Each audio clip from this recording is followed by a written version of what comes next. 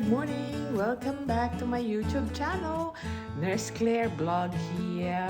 Samahan niyo po ako ngayon. Ako ay pupunta sa market. Ako ay magsha-shopping ng mga fruits and vegetables. So, dito lang, malapit lang sa amin. So, it's around 5 to 10 minutes ang biyahe. So, dyan lang kayo, samahan niyo. Grabe ang my bag ko. My God, I couldn't sleep at all. Sa car, daan muna ako sa AGA. At the same time, kuha na rin ako ng cash kasi they don't accept cards sa market. Bili lang ako ng pork. Ayun siya, $16. Ganyan lang kaliit. Ayan, chicken yan. $11.99 pieces.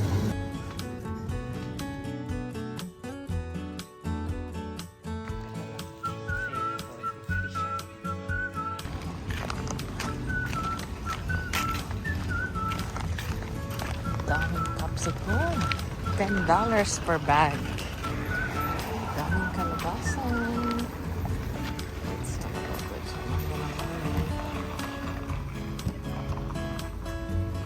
Meron din silang upo. Ang kaya ito? 4 kilograms.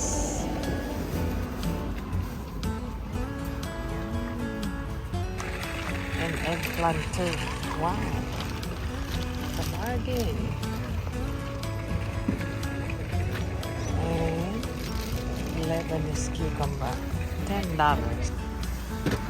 Kamote tops.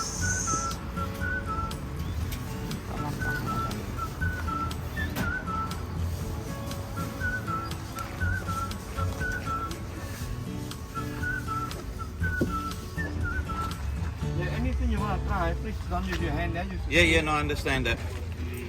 Sweet corn, 3 for $5. Bili tayo ng tatlo. I just need a plastic bag.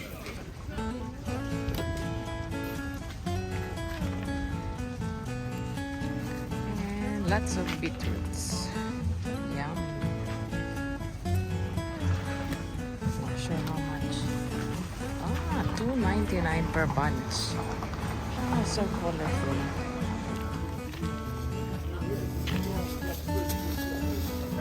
Let's buy banana.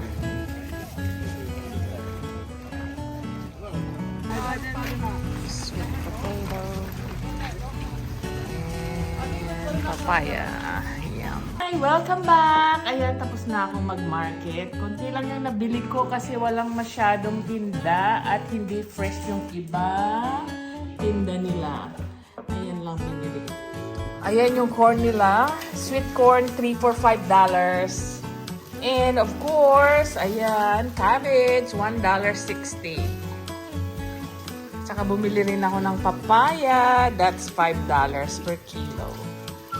And hindi mawawala ang aking kalabasa, banana, spinach, and what else did I bought? Ayan, tomatoes, and broccoli. One lang kasi $5 per kilo rin siya. Meron akong nakitang okra kaya lang this is $12 a kilo. Ayan siya. Fresh pa siya from the farm. Yan lang yung nabili ko. And then kanina sa IGA meat. Yan lang.